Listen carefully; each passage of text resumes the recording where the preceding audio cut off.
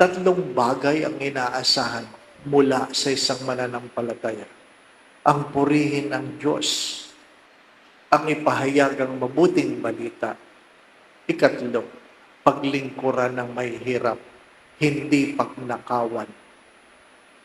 Nakakahiyamang isipin ito na sa kasalukuyang krisis, ang naiisip lang ng gobyerno ay taasan ang presyo ng krudo.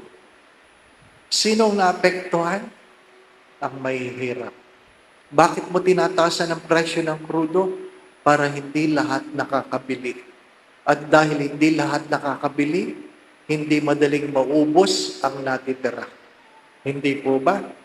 Pero sinong hindi nakakabili? Yung wala. At yung mga meron, sila ang nagpapasasa. Sila ang nag-aaksaya. Ang wala, siya pang nawawalan.